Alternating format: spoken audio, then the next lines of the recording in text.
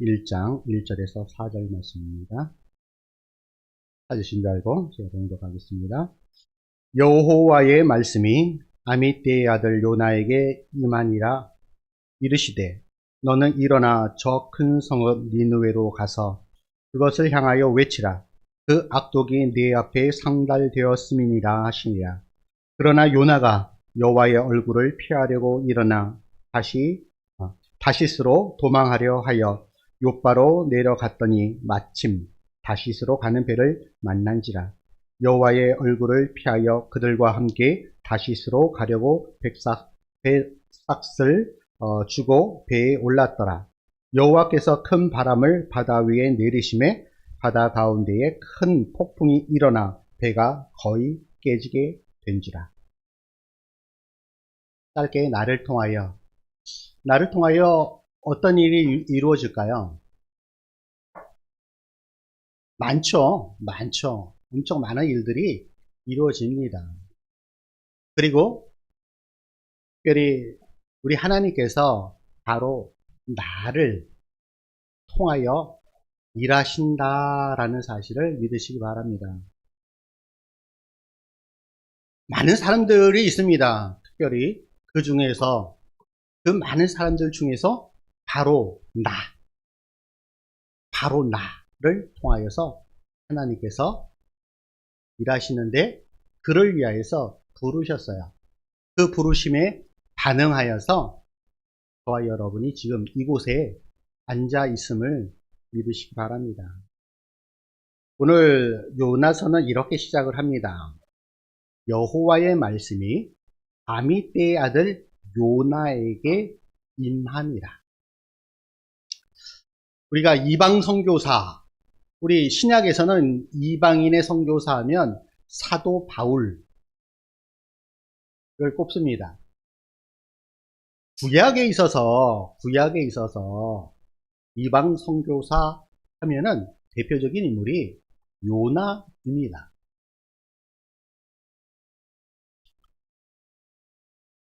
근데 혹자들은 이렇게 이야기를 해요. 구약에는 이방인의 특별히 선교에 대한 내용이 별로 없지 않느냐라고 이야기를 해요. 근데 그렇지 않다라고 이야기를 할 수가 있어요. 성경에 보면 구약에도 여러 믿지 않는 자들이 하나님께 돌아오는 장면도 있고, 그리고 출애굽 이후에 광야에서 여러 타민족이 이스라엘 민족과 함께 동참하는 그런 경우를 볼 수가 있습니다. 오늘 요나서에 여호와 하나님께서 이 요나에게 말씀으로 임하십니다. 왜 말씀으로 임하셨냐면 이 요나를 통하여 귀하고 소중한 일을 맡기시기 위해서 이 요나에게 말씀하고 있습니다. 요나에게 말씀하시는 하나님께서 저와 여러분에게도 수시로 때때로 매일매일 끊임없이 말씀하고 계시는 분이십니다. 때로는 어떤 일을 함에 있어서 그 말씀에 그 일을 맡기시고자 말씀하십니다. 때로는 어떤 일에 반응시키고자 하나님께서 우리에게 말씀하십니다. 하나님은 말씀하시는 분이십니다. 그러면 말씀하시는 그 하나님이 계시면 그 말씀에 반응하는 사람들이 있습니다. 그리고 그 반응하는 그 사람을 통하여서 우리 하나님께서 일하십니다. 특별히 요나라는 이름은 소식을 전하는 그런 그런 새가 어떤 새죠? 비둘기. 요나의 이름의 뜻은 비둘기예요. 아름다운 소식을 전하는, 다른 곳에 전하는 그 역할을 하는 비둘기. 이름이 참 예쁘죠? 요나. 그런데 하나님의 말씀에 순종하지 않는 그 자, 그놈, 요 놈이 바로 요나뿐만 아니라 요 놈이 바로 나예요. 그래서 요 놈, 요 나. 요 놈이 바로 나다. 그래서 요 나예요. 오늘 말씀의 주인공인 이 요나, 그가 바로 나다라는 생각과 그런 마음으로 오늘 말씀에 은혜 받기를 소망합니다. 하나님께서 요나에게 말씀으로 임하시는데 어떻게 말씀하시고 있느냐 하면 2절 말씀입니다. 너는 일어나. 지금 현재 네가 항상 생활하는 그 자리에서 이제 일어나. 평범했던 너의 일상에서 이제 일어나. 잠자고 있는 너 이제 일어나. 그리고 저 큰 성읍 니느웨로 가서. 일어나는 것으로 끝나는 것이 아니라 하나님의 말씀 앞에 순종하며 가는 것. 그리고 그것을 향하여 외치라. 그것을 향하여 외치라. 그 외치는 내용이 무엇이냐면 그 악독이 내 앞에 상달되었다라는 것이에요. 상달. 우리 노아 시대에도 죄가 그곳에 온 세상에 관영했다라는 구절이 있어요. 관영은 꽉 찬 거를 이야기해요. 꽉 찬 거. 더 이상 채울 수 없는 그 상태, 포화 상태. 그게 관영했다라는 거예요. 관영했다. 그러한 상태가 우리 하나님 앞에 상달되었다. 이제 드디어 하나님의 심판이 되었다라는 사실이에요. 특별히 여기서 나오는 그 큰 성읍, 니느웨. 니느웨는 우리 구약에 보면은 아수르라는 나라가 있어요. 아수르의 수도예요. 당시 아수르라는 나라는 엄청나게 큰 거대 제국이었어요. 고대 근동, 특히 지금의 이라크 지방으로부터 시작을 해서 비옥한 초승달이라는 그 지역, 이렇게 초승달처럼 생겼는데 그 지역을 아우르고 뿐만 아니라 이집트까지 그 영역을 확장한 나라가 아수르라는 나라예요. 이 니느웨라는 그 도시, 처음엔 도시국가로 시작을 했겠죠. 이 니느웨라는 도시국가는 예수님 태어나시기 19세기, 그러니까 1800년. 예수님 태어나기 1800년, 지금으로부터 약 4000년 전에 세워진 자그마한 도시국가였어요. 그런데 이 니느웨라는 도시국가가 계속적으로 정복 전쟁을 통해서 확장이 돼요. 그래서 아수르라는 나라가 만들어져요. 그리고 최정성기가 언제냐면 BC 약 8세기, 7세기에서 8세기인데 그때의 이 지금의 근동지방, 이라크로부터 이집트까지 아우르는 큰 대제국을 형성하게 됩니다. 그때에 이 아수르란 나라가 그 강대한 나라가 되면서 그들 안에 교만과 그리고 엄청난 불법과 죄악들이 관영하게 되는 것이에요. 그때 하나님께서 이 요나를 부르셔서 일어나 가서 외치라 라고 말씀하고 있는 것입니다. 요나서 3장 3절에 보면은 당시에 니느웨가 얼마나 큰 도시였는가 하는 것을 볼 수가 있어요. 그래서 3장 3절에 보면 니느웨는 사흘 동안 걸을 만큼 하나님 앞에 큰 성읍. 당시 세계 최강국이었던 이 니느웨, 걸어서 사흘 동안 다녀야만 되는 그 큰 성읍, 엄청나게 그 큰 성읍이었어요. 뿐만 아니라 4장 11절에 보면 그곳에 인구가 얼마만큼 되는지를 보여줍니다. 이 큰 성읍 니느웨는 좌우를 분별하지 못하는 자가 12만 명이요. 12만 명. 당시로서는 세계 최고로 많은 인구가 모여 사는 곳이 바로 이 니느웨예요. 그런데 이 니느웨에 살고 있는 12만 명의 좌우를 분별하지 못한, 이것이 죄인지 죄가 아닌지 모르는, 하나님을 아는지 모르는지 좌우를 분별하지 못하는 이러한 사람들이 가득한 그곳에 하나님의 심판이 임하여질 것이다 라고 이야기를 합니다. 하나님께서는 그렇게 많은 인구가 밀집되어 있는 니느웨에 엄청나게 많은 자들이 회개하는 것을 바라는 것이 아닙니다.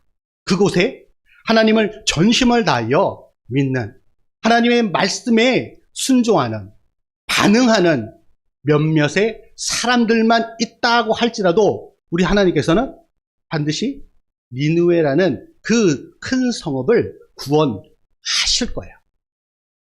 우리가 그것을 알 수 있는 곳이 있죠. 어디예요? 소돔과 고모라였어요. 소돔과 고모라, 죄로 관영했던 그 곳에서 50년부터 계속적으로 내려가서 아브라함이 구하는 그 의인의 명수가 10명이었어요. 10명만 되어도 하나님께서는 심판을 하시겠다라는 그 소돔과 고모라를 구원하시겠다라고 말씀을 하셨어요. 우리가 잘 아는 창세기 18장 32절에 보니까 내가 신명으로 말미암아 멸망하지 아니하리라. 저는 이렇게 믿어요. 하나님께서 인정하시는, 그리고 하나님의 말씀에 순종하는 그 한 사람이 있다고 할지라도 하나님께서는 그 땅을 구원하셨을 것이다 라고 저는 믿어요. 왜? 그 한 사람으로 말미암아서 그 가정이, 그 이웃이, 그리고 그 주변에 있는 수많은 사람들이 하나님께로 돌아올 수 있는 그 시작점이 바로 그 한 사람이기 때문에 그래요. 그렇기에 비록 소돔과 고모라의 한 사람이, 니느웨의 그 한 사람이 있다면 반드시 하나님께서는 그 땅을 구원하셨을 것이다 라고 저는 믿어요. 이러한 하나님의 말씀에 요나의 반응은 어떠했을까요? 오늘 본문 3절에 그러나부터 시작을 해요. 그러나 하나님께서 이렇게 일어나 가서 전하라 라고 말씀을 하셨는데, 그러나예요. 반대적인 내용이 나오겠죠. 요나가 여호와의 얼굴을 피하려고 일어나 다시스로 도망하려 하여 욥바로 내려갔더니 마침 다시스로 가는 배를 만난지라. 하나님께서는 어디로 가라고 말씀하셨어요? 니느웨. 이스라엘의 기준으로 해서 동쪽이에요. 그런데 요나는 어디로 갑니까? 다시스로 가요. 다시스는 지금의 스페인 쪽이에요. 스페인 쪽. 그러니까 이스라엘의 기준으로 정반대 방향이에요. 하나님의 말씀에 정반대로 행하고 있는 요나의 모습을 볼 수가 있습니다. 그런데 우연의 일치일까요?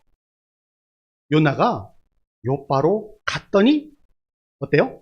마침 내가 기대하지도 않았는데 다시스로 가고자 하는 그 마음을 가지고 여호와의 얼굴을 피해서 도망가고자 하는데 그 욥바로, 항구 도시 욥바로 내려갔더니 마침 다시스로 가는 배가 그곳에 정박하고 있었던 것이에요. 요나 입장에서는 어떻게 생각했을까요? 이것도 하나님의 뜻일 수 있겠구나 라고 생각할 수도 있겠죠. 내가 바라고 원했던 것이 다시스로 가는 거였는데 마침 갔더니 다시스로 가는 배가 있었다라는 것이에요.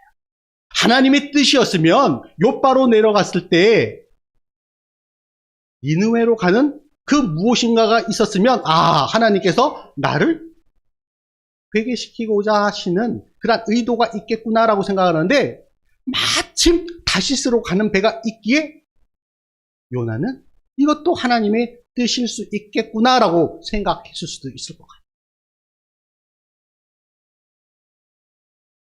그런데 그것이 요나에게 있어서 시험이었어요. 하나님의 테스트였어요. 또 그로 인하여서 수많은 고초를 겪게 되는 것을 볼 수가 있습니다.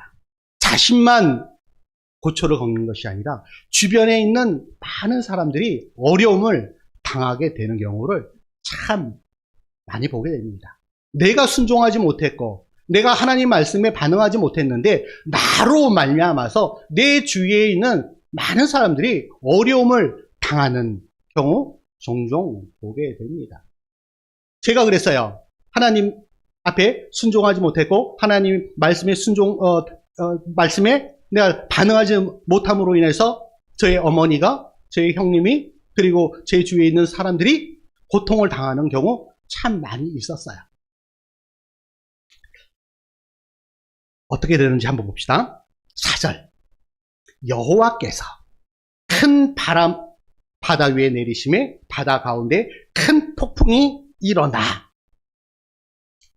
다시스로 가는 배를 내가 타고 있는데 요나는 태평하게 배 바닥에서 곤히 잠에 들어요. 그런데 하나님께서 어떻게 심판을 하시냐면 그 배에 심판을 하시냐면 큰 바람과 그 큰 폭풍을 내리시게 됩니다.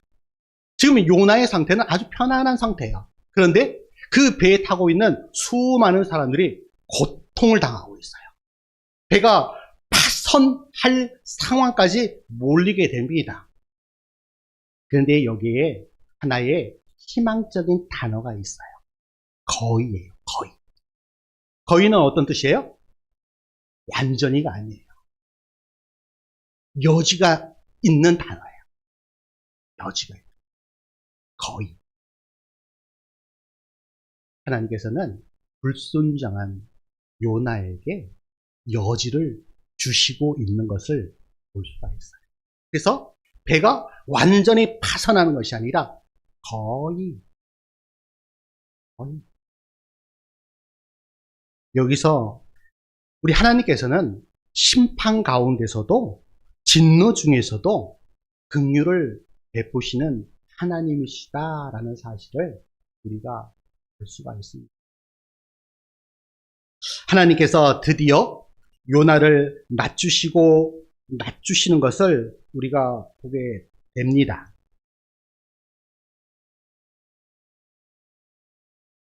어디까지 낮추시는가 하면은 5절에 보니까 배 밑, 요나가 배를 타고 배 밑에서 고나게 자고 있었어요. 하나님의 그 낯을 피해서 배 밑으로 가고 있는 것을 볼 수가 있습니다. 그 이후에 17절에 보면은 물고기 뱃속까지 내려갑니다. 여기서 하나님께서는 더 낮추십니다. 스올의 뱃속. 여기서 스올은 지옥이에요. 지옥.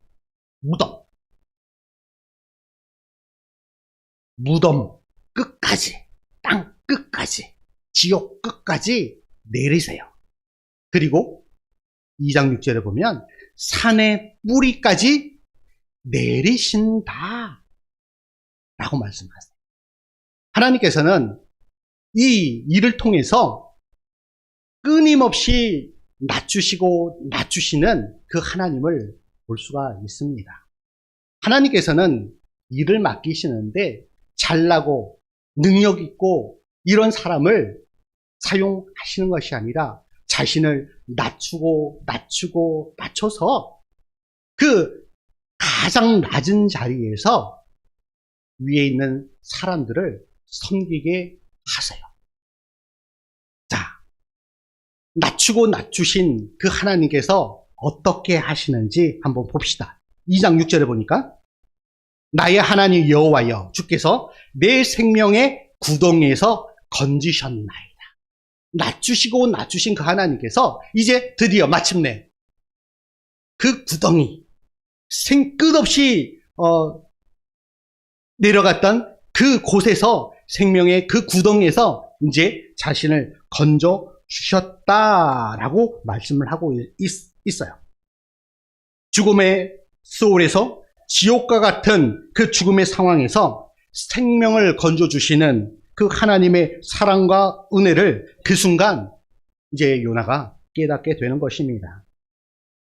우리 모두는 끝없는 죽음의 골짜기, 구덩이 가운데서 생명으로 인도함을 받고 구원받은 사람들이에요.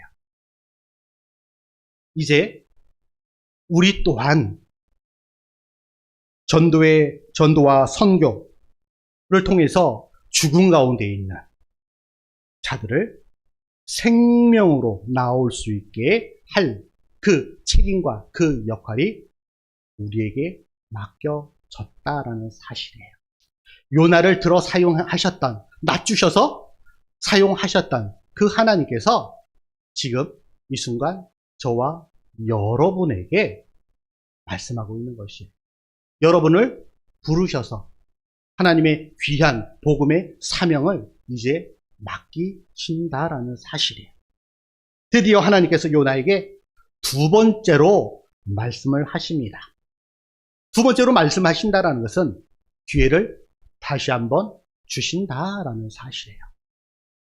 기회를 주시는 것이 이 요나에게도 기회이지만 니느웨에도 다시 한번 기회를 주시는 것이에요. 요나가 순종함으로 니느웨가 구원을 받을 수 있는 그 기회를 하나님께서 주십니다. 하나님께서는 보면 우리 주님 기다려주세요. 때로는 실패하고 때로는 좌절하였을 상황 속에서도 우리 하나님께서는 우리를 기다려주세요. 기회를 주세요. 우리가 잘 알 수 있는 베드로가 그렇지 않나요? 예수님을 3번 부인했지만 우리 예수님께서는 그 부인하였던 그 베드로를 내치시지 않으시고 다시 한번 용서하시고 사랑하시고 다시 한번 기회를 주셔서 위대한 복음의 일꾼으로 사용하는 것을 우리는 볼 수 있지 않습니까? 또 한번 봅시다. 1장에서 말씀에 불순종한 요나를 볼 수가 있었습니다. 그를 통하여서 고난을 당하게 됩니다. 2장에 보면은 요나가 하나님 앞에 기도하는 기도의 내용들이 쭉 나오게 됩니다. 바로 회개의 기도였습니다. 3장에서 다시 한번 기회를 주시고 요나 입장에서 그 기회를 다시 한번 얻게 됩니다.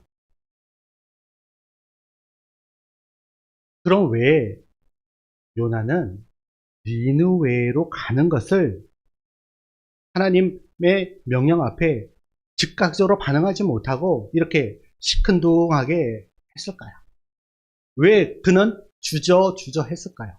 바로 이 니느웨는 끊임없이 이스라엘을 공격하고 힘들게 하고 아픔을 주었던 그러한 민족이에요.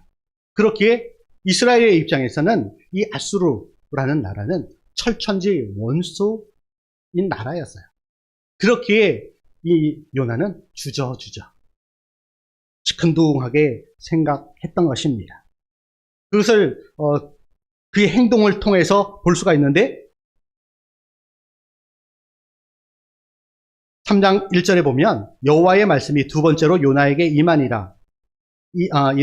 저 큰 성읍 니느웨로 가서 내가 내게 명한 바를 그들에게 선포하라 하신지라. 다시 한번 기회를 주시고 이에 3장 3절부터 4절에 요나가 여호와의 말씀대로 일어나서 니느웨로 가니라.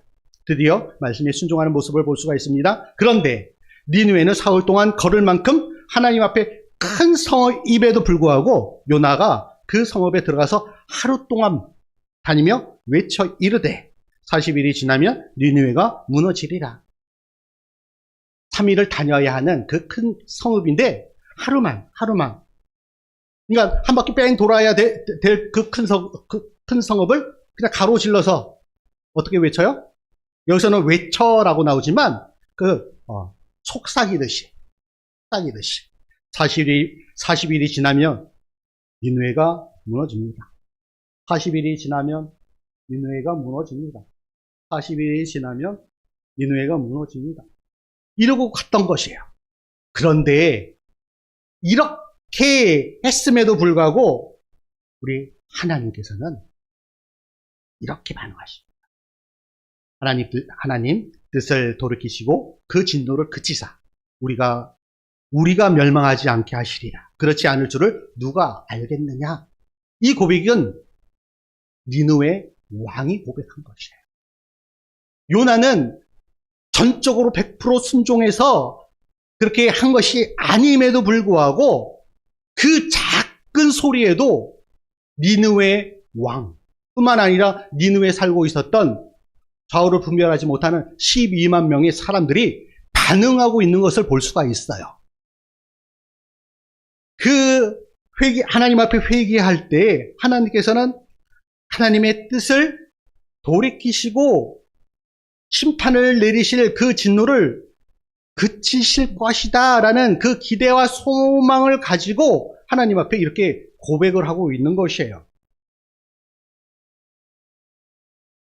그랬더니 어떻게 역사가 일어나는가 하면은 10절입니다. 하나님 그들이 행한 것 곧 그 악한 길에서 돌이켜 떠난 것을 보시고 하나님이 뜻을 돌이키시사 그들에게 내리리라고 말씀하신 재앙을 내리지 아니하시니라. 우리 성경에 보면 하나님께서 뜻을 돌이키신다라는 그러한 내용이 몇 번 나와요. 그런데 하나님은 변함없으신 분이시죠. 뜻을 바꾸시지 않으시는 분이세요. 그러함에도 불구하고 하나님께서 이 니느웨라는 그 성을 사랑하시기에 그 가운데 회개하는 그 누군가의 그 회개 기도에 하나님의 그 뜻을 돌이키시는 그 장면을 볼 수가 있습니다.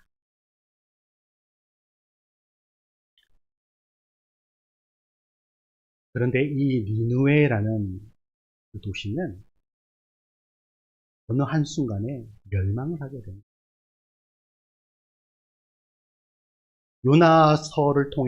요나를 통해서 심판 가운데 진노 가운데도 구원하셨던 그 하나님께서 이 니느웨라는 곳에 약 120년 후에 멸망을 선포를 하세요.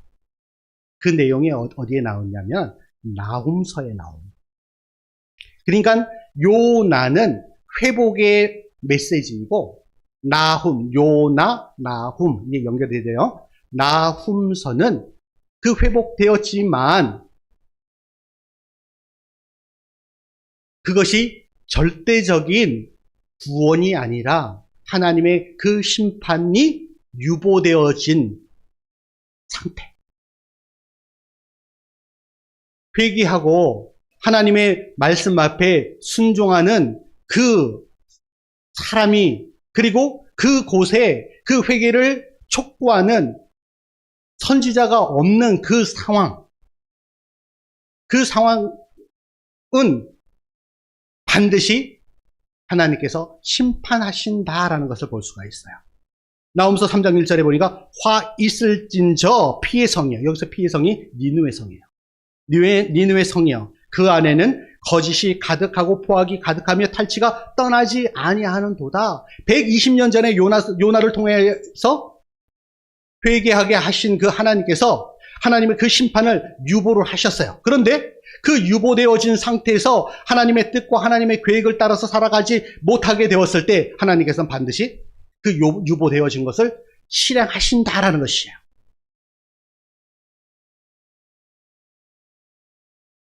우리가 우리의 구원을 확신하는 것도 좋아요. 확신해야 됩니다. 나는 하나님께로부터 구원을 받았습니다. 확신도 중요해요. 그런데 그 확신과 더불어서 날마다 하나님 앞에 회개하며 나가는 거 더 중요해요. 우리 안에 감춰져 있는 그런 죄와 허물들이 어느 순간 하나님의 심판의 때에 그것으로 인해서 심판을 초래하고, 물론 구원은 받습니다. 하지만 우리가 하나님 앞에 전심을 다하여서 하나님의 은혜와 사랑 가운데 날마다 살아가기 위해서는 하나님 앞에 회개하며 나아가는 거예요. 이제 그 니느웨가 하나님께서 베푸신 그 은혜, 그 기회, 요나를 통해서 받았지만 그곳에 생명의 복음을 전하는 사람이 없었기, 하나님의 뜻과 계획을 따라 하나님의 말씀 앞에 순종하는 사람이 없었기에, 하나님의 말씀에 하나님 앞에 날마다 회개하는 그 한 사람이 없었기에, 반응하는 그 한 사람이 없었기에 마침내 니느웨는 멸망하게 됩니다.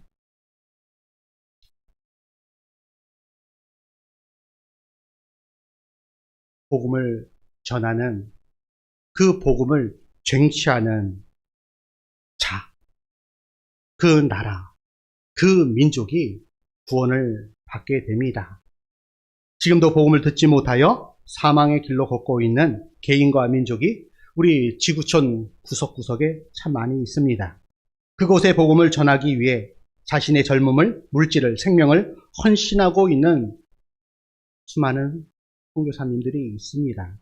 우리는 그들을 일컬어 하나님의 사람들, 복음을 위해서 헌신된 사람들, 즉 선교사라고 부릅니다. 선교사는 어떤 한정된 부름받은 자들만을 호칭하지 않고 그들을 보내고 기도하고 협력하는 모든 자들이 보내는 선교사요, 기도하는 선교사요, 협력하는 선교사인 것입니다. 이제 그 일을 위하여 우리 이태원 교회가 작은 힘이 되고자 그 출발점에 저와 여러분이 이제 서 있습니다. 협력함으로 복음의 선을 이루어 가기를 소망합니다. 나를 통하여, 나로부터, 나로 말미암아 하나님께서 그렇게 행하심을 믿습니다. 우리 앞과 뒤에 우리 프랭카드가 걸려 있습니다. 우리 한 목소리로 함께 읽어봅시다. 시작. 나로부터 시작되리. 다시 한번. 나로부터 시작되리. 무엇이? 복음이, 하나님의 말씀이, 하나님의 능력이, 하나님께서 행하심이 바로 나로부터 시작됨을 믿습니다. 이 시간